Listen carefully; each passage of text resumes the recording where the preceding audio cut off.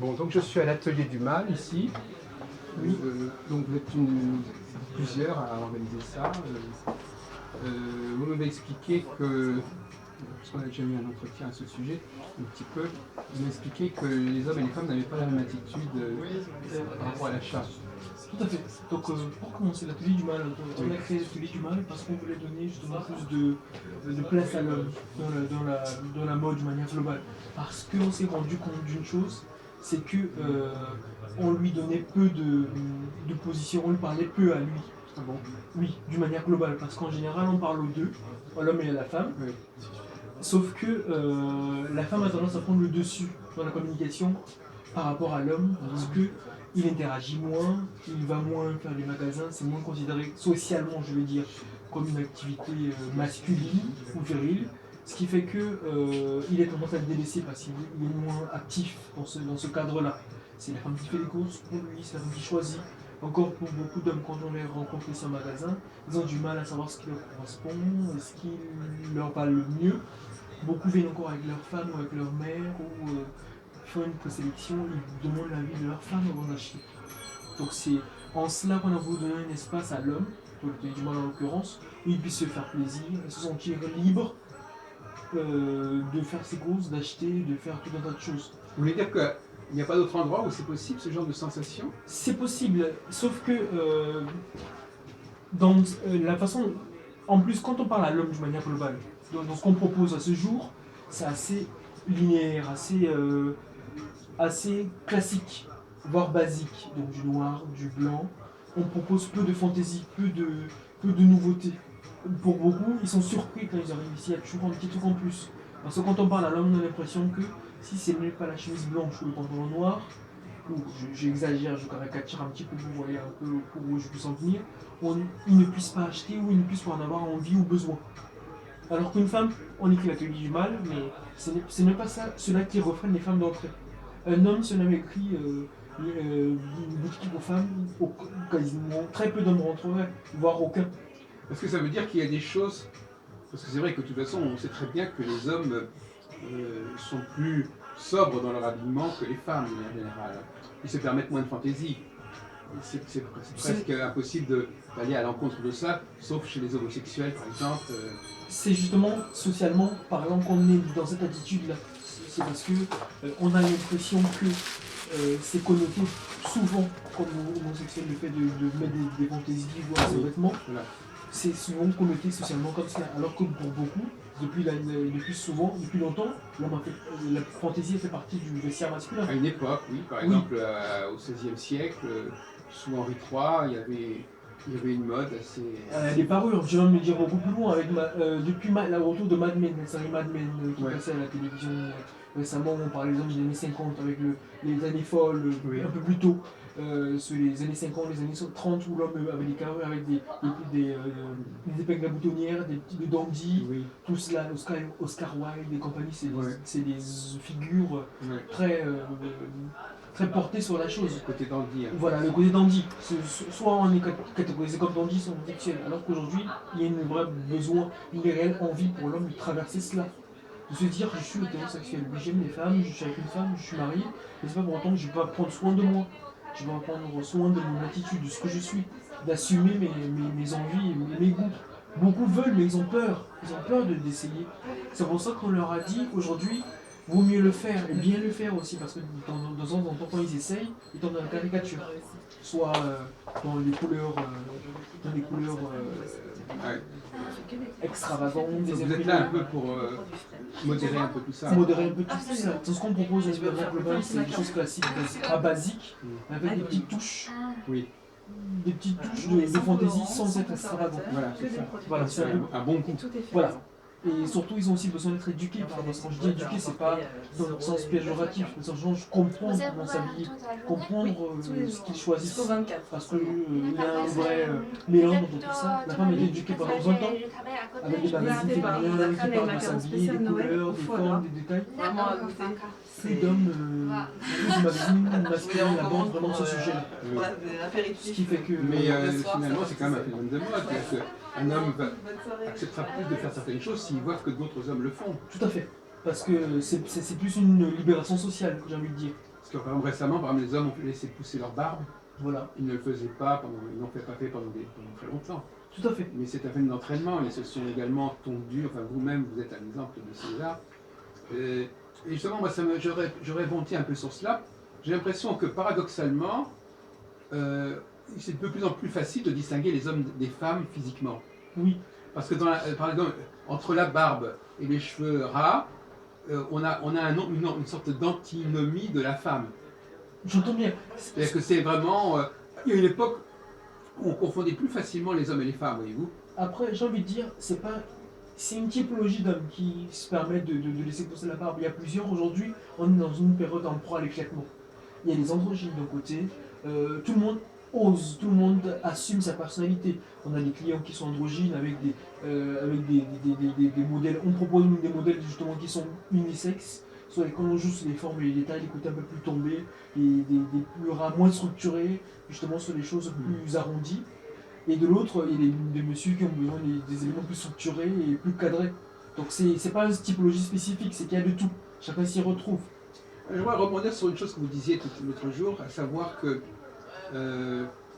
les hommes sont plus dans l'impulsion pour choisir leurs vêtements que les femmes prennent plus de temps, prévoient davantage, à plus long terme, que les hommes le font au dernier moment. Enfin, En fait, c'est un peu ce que j'avais compris. pour préciser ma pensée, en fait, je voulais dire, c'est qu'une femme, au mois de septembre par exemple, quand il va falloir un manteau, elle va anticiper, elle va voir ses tenues, elle va en varier, elle va en engager plusieurs. L'homme, c'est vraiment en fonction du besoin. Voilà. J'ai froid, je vais m'acheter un manteau. Oui. Ça, c'est une généralité, je ne précise pas. Bien sûr, il y a des hommes qui anticipent, il y a de tout. Mais de manière globale, dans le comportement d'achat, c'est en fonction du besoin. Il va acheter au mois plutôt d'octobre ou en janvier quand il commence à faire froid. Ou...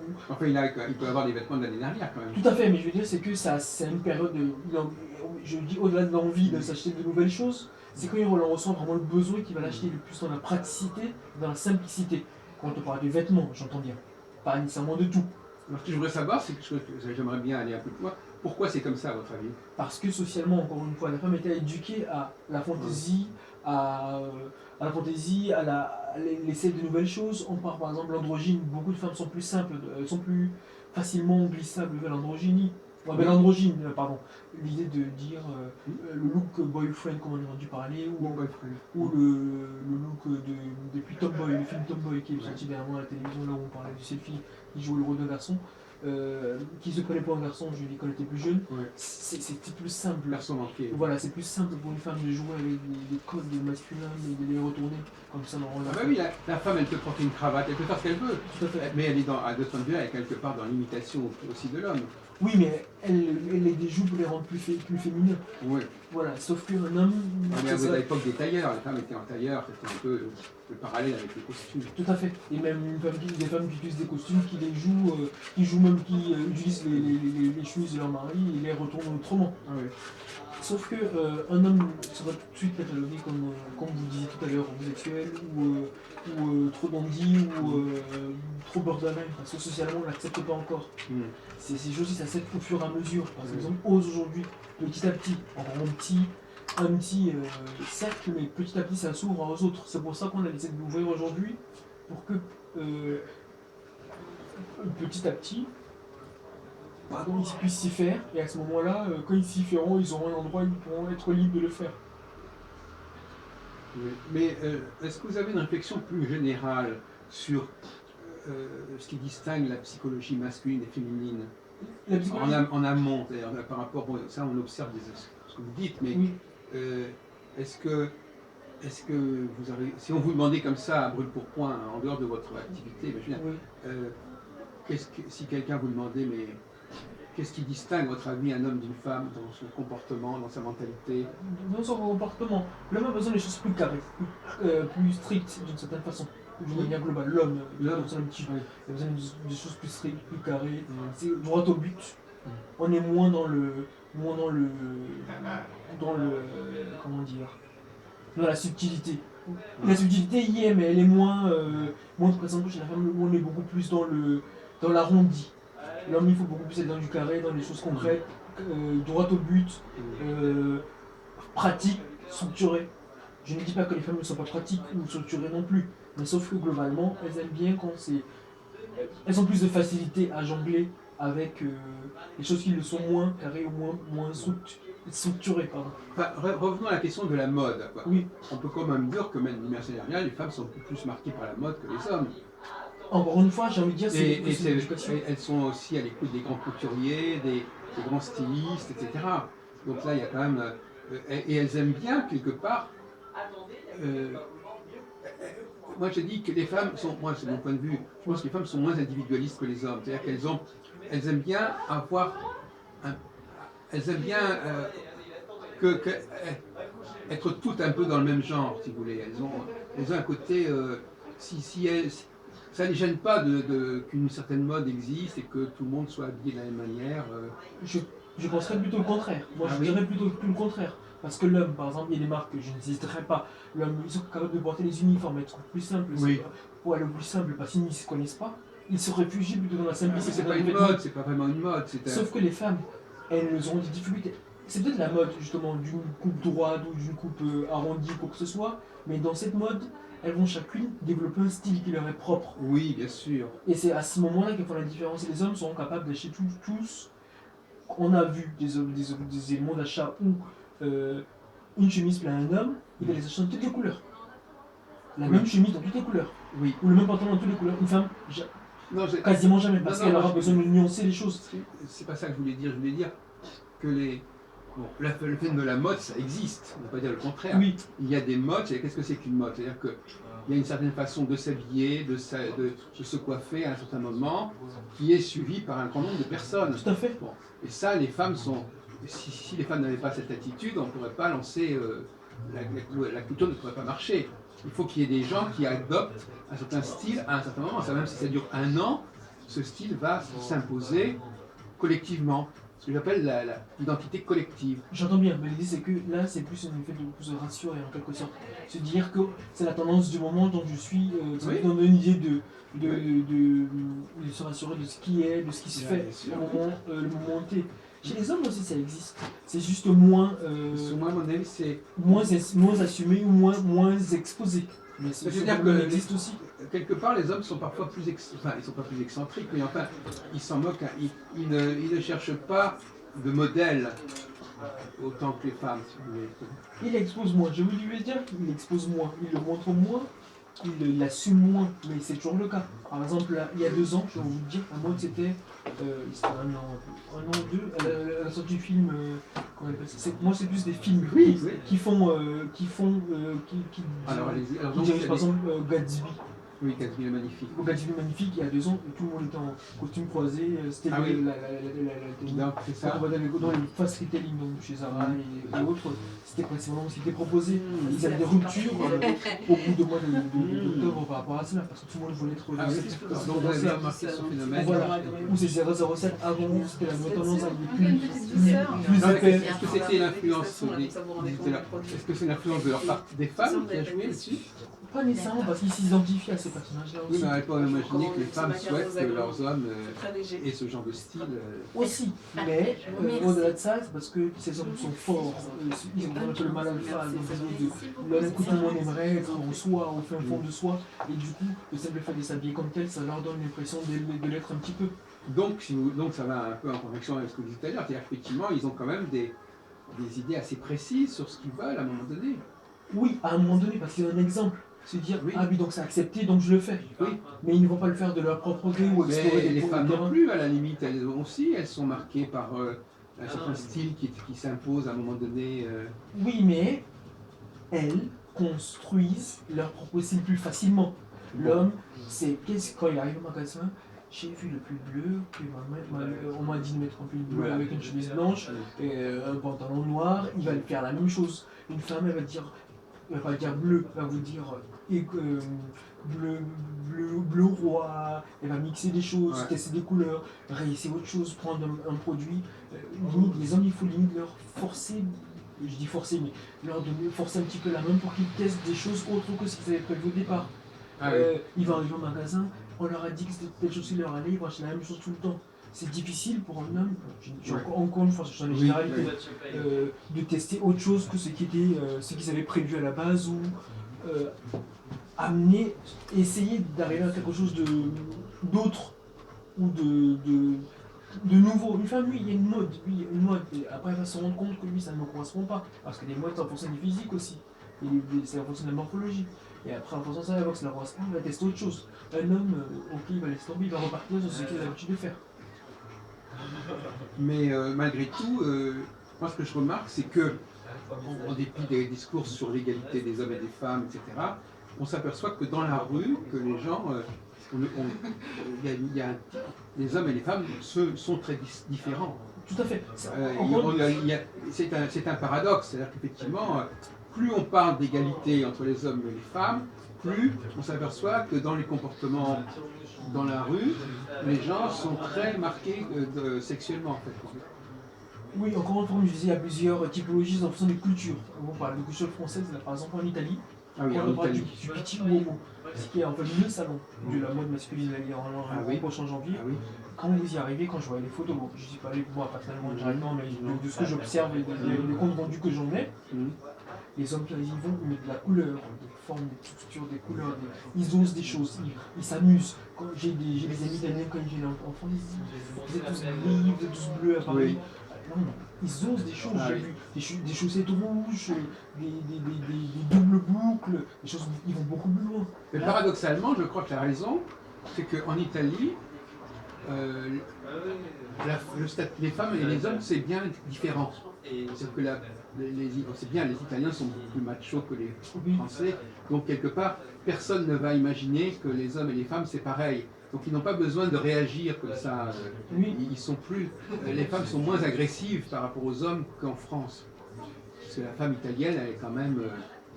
elle a une culture différente de la femme française. Tout à fait. Mais je veux dire, c'est que par exemple, on parle de l'Espagne ou encore l'Italie, ce comportement demeure. Bon, en New York, c'est autre chose, donc aux États-Unis, c'est autre chose, mais je veux dire, c'est que tout cela réuni.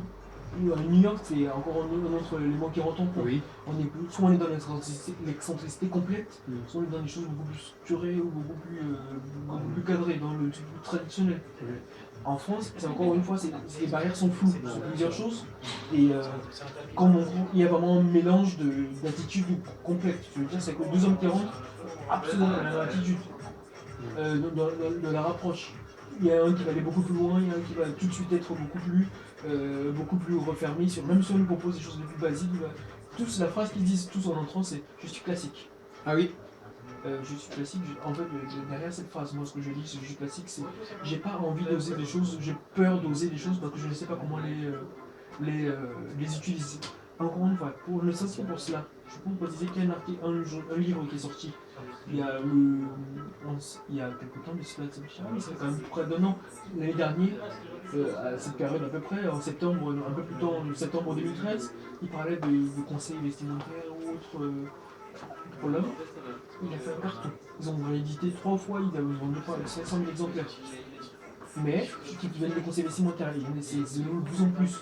Les conseils vestimentaires, beaucoup d'hommes, même là maintenant, quand ils viennent en tant que client, on nous pose des questions. Est-ce que vous faites du conseil en images, des choses comme ça?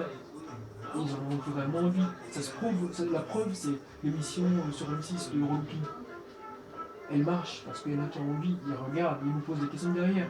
Ils ont juste besoin de comprendre comment le faire pour ne pas être mal perçu. Et quand ils commencent une, deux fois, après ils ne peuvent plus s'en passer. C'est le titre le même, il est assez humoristique ce titre quelque part. C'est voulu. En fait, l'idée c'est que. Parce que justement, le mot mal est un mot qui est très mal vécu généralement. Tout à fait. Le mal dominant, etc. Donc effectivement, il y a quand même une arrière-pensée. C'est une façon de protéger l'homme en quelque sorte, de le protéger, de l'aider à mieux se vivre. Tout à fait. Parce que dans notre phrase on dit on commence, on est homme, on devient mal. Le mal c'est qui? C'est quoi exactement? Pourquoi on dit mal? Parce que l'homme, c'est celui qui a peur, c'est celui qui hésite. Le mal, il sait ce qu'il veut, il sait ce qu'il achète, il n'a pas peur d'essayer des choses, il va plus loin. Et il a confiance en lui, et il sait que quoi qu'il mette, il sait ce qu'il lui va et ce qu'il ne va pas. Mais le jour où il décide de mettre quelque chose, il l'assume jusqu'au bout. Et c'est en cela qu'on demande, c'est sûr qu'on dit dans nos boutiques, vous entrerez homme et vous sortirez mal. Oui. Voilà, c'est un peu ça l'idée, c'est que vous en aurez un, vous aurez peur, vous avez du doute, vous aurez testé une, deux, trois choses, vous saurez ce qui vous convient le mieux. On ne vous force pas, on ne vous dit pas de faire ce que vous voulez faire. On vous demande juste d'essayer des choses. Et à terme, à la sortie de là, vous vous dites, c'est vrai que je n'ai pas osé, mais je l'ai essayé aujourd'hui, c'est vrai que ça me va bien. Et derrière, c'est vous qui allez venir nous voir en disant, j'ai vu ça la dernière fois, je veux la même chose comme cela et cela. Vous voyez un peu. C'est un peu dans cela qu'on voulait dire le mal. Et justement, qu'on voulait dire, assumer ce côté-là. On a trop peur de... Surtout en parlant en termes de moi, mais on a toujours peur de faire ceci, peur de faire cela. Même dans les grands magasins, il suffit de voir. Tout est pareil. Quand on parle de la on change de marque, on enlève de marque, c'est la même chose. C'est la coupe qui change ou la couleur ou un détail, mais tout est pareil. C'est en cela qu'on a voulu casser tout ce ça. sont des codes.